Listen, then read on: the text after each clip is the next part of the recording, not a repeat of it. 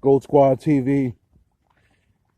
For some of you guys probably thinking I'm watching the game, I told you last night, I am not covering anything Celtics related for the rest of the regular season. So I'm over here just chilling. I don't know the score of the game. Probably don't really care. Completely forgot Cleveland was even playing them today. But I know I read up as Smart and Walker were out. But this video is based on Marcus Smart. And no, I'm not a Perkins fan, and I feel like Smart should be gone, but I don't think it's based on what Perkins said. That said, though, I'm gonna tell you what really is gonna happen. With the emergence of Aaron Nesmith being 6'7", 6'6", 6'7", 3-point shooter, the hustle, was not afraid to get on the ground and hustle and grind and do the things that Marcus does. It's looking like the writing's on the wall for Marcus. Because now you got a guy that's 6'7", he's got inches on him, who's only going to become next year, probably come in a little more stronger, probably going to hit that weight room a little more. He's going to have a full off season. The 3-point shooting threat. He's a mid-range shooting threat. He can't create really for himself, but you don't really need him for that. I actually prefer it because he's a catch and shoot guy. Takes pressure off of Brown and Tatum and Kemba. Because those guys need the ball in order to operate. That said, it's writing's on the wall, man. You know, Nesmith's already a better shooter than Smart. Just naturally just a better shooter than Smart. Now he just needs an 82-game season, an off season, 82-game regular season to really show you that he's pretty much that guy. I love what Marcus has done for this organization. It's been good. It's been a good 8 years. But his contract's coming up in 2 more years. And are you really going to get, what is Marcus going to be by 2 years from now? He's had a lot of injuries. He's 6'3". So you got to look at the size being a disadvantage, being that you're asking him to guard guys way bigger than him more often. And he holds his own, but you're starting to see that defense is starting to kind of wear on his body. Naismith's only 23, only 22, 23 years old. He might be even younger than that, if I'm not mistaken. Smart's about to be 28. The writing's on the wall, man. I think Smart knows it. I think Danny knows it. And the only thing I'm excited about is that we know we could get some value for Smart. You get value for him and Time Lord. I'm not happy to see those guys go. Fragile Lord, despite his fragileness, he's a good player. Can't rely on him. We need a versatile big that can shoot threes, can rebound, and make out the post position, which will help the offense run a little more and can defend.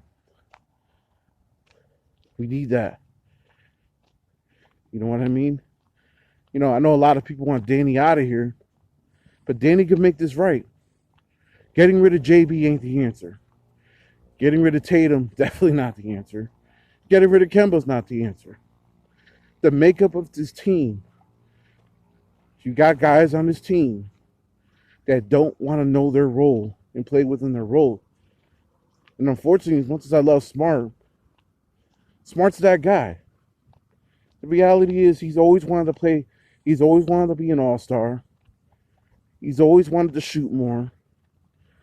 He's always wanted to be a bigger part of the team than what he already is. Nothing wrong with that. It just doesn't work for this team. He shoots a lot of ill-advised shots. He has a haywire gene. So for what he does good, he'll do bad. To where Nesmith doesn't have that. Peyton Pritchard does a lot of the point guard duties that Smart does now too, to come off the bench. So you don't really need, Smart no more, really. You're going to play Smart in the starting lineup. He's undersized. And even though he's very valuable for this roster, I think we know, and I know, and I think you know, that the way this roster is built right now won't be the way it's built next year. Um, there are going to be changes. There are going to be swift changes on this team. I would say if I'm Tristan Thompson, I would watch where the fuck I'm at. Because he might not be welcomed back. I like Tristan, but I don't know if he's coming back next year. And I don't think it's really I don't know if he's a fit. I like his veteran experience, but he couldn't stop Bam yesterday. Both games, he couldn't stop Bam. He's just a liability in that regard. And he can't score. Can't shoot. What do you do in that situation? You know, now we're learning we're losing an Al Horford really looks bad for the Celtics, because this year would be a great year if we had Al. Not last year, but this year. This is the year we really missed Al Horford. His defense is basketball IQ. We missed him. And although I'm not a proponent of trading for older players, if I'm Danny, I'm getting on the phone with OKC and seeing if they want Smart and Time Lord for Al Horford. And maybe a couple of those young pieces in OKC that might not be there past this year. Like Williams, for instance, number 34, who plays for them. He's a feisty defender. He's young. He's not really going to put up points on the board, but he's going to defend. I like what that guy brings to the table. Gave us a hard time both games. We played against OKC. On the Celtics, I re-signed Cornette. I re-signed Fournier. I trade Smart. I trade Time Lord. I let Tristan go. I see if I could get Horford back, even though he's aging. He still plays at a high level. He was playing at a high level early in the year. You get a nice backup for him, or go get Miles Turner and have Horford back up Miles Turner. If the cap makes sense. If not, then one or the other. It doesn't matter. I'm not going to sit and act like this is fantasy basketball here. One or the other's got to come back or come to the Celtics. Miles Turner or Al Horford.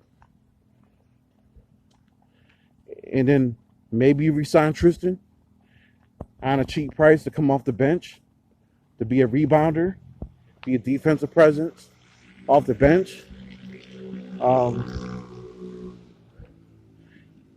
You got Nesmith. Probably, like I said, Nesmith's probably going to take Smart's lineup spot pretty much. He's going to be that next guy up. Pritchard's going to be the guy coming off the bench for the energy. Carson Edwards is going to be gone for all intents and purposes. Ojelay's gone. Hopefully we could get rid of Grant Williams. It's a strange chance to be nice. Get rid of Grant. And get some free agents, man. Go get some low price free agents that could fit the bench, that are veterans. Some young, some veterans. You want to kind of have a nice mix and go at it next year. People are saying that we're mediocre now. This year we're mediocre, but I don't think we'll be mediocre next year. The coach got to go too, but that's my opinion. I don't think that's going to happen. So at least if he's not going to go, you go get a veteran presence who's going to put the players in check. You get a couple of veteran presences. Guys that are still capable of putting up numbers when they need to. Not no Jeff Teagues. You know what I mean? That are kind of useless. Get guys that are a little more useful for the bench. And then, look for Pritchard and Nesmith to take big leaps next year. And on top of that, draft well. Try to draft well. The only draft that was kind of whack really recently was that 2018 to 2019 draft, where you got Time Lord in 18. That was the only pick we had. And then we ended up having a whole bunch of picks in 2019 that were trash. So I'm like, the only one that actually turned out to be someone. None of them came out to be good. Langford stinked. Williams stinked. Edwards stinked. Waters stinked. All four were duds. So this is a bad gamble on Danny's part. He had a chance to keep Thibault and didn't keep him. So He might be able to still get Thibault now that the Sixers don't really use him very much. So I'm like, maybe you go and get him to come off the bench because of his defensive intensity to come off the bench. You know, he's still young, playoff experience. So we'll see. I don't think it's doom and gloom like everybody thinks it is. I just think we need some adjustments. I don't think Kimba's a waste of money. Yeah, obviously he had a bad year this year, but he's also coming back from a significant knee injury. And you guys need to be a little patient with him because last year he had a great year. Put up some of his best numbers, percentages wise, as a Celtic the first year. You guys look at the playoff performance, but like that, past the second round. But if you really look at the first round and somewhat of the second round, the first part of that Toronto series, he was on fire. That whole Philly series, he was on fire. So it's not like he's whack. He had some bad moments, yes. Does he get caught up in bad rotations sometimes because of his size? Yes. Is he a bad defender? No. We could still make this work. But I just think that we need some adjustments. We need to say screw the season. I don't really care about this year. But Nesmith has to replace Smart. He has to. He's obviously the next one up. Gold Squad TV. Let me know what you guys think in the comment section down below. As Smart and Time Lord had their last games as Celtics coming up ahead of them. Gold Squad TV.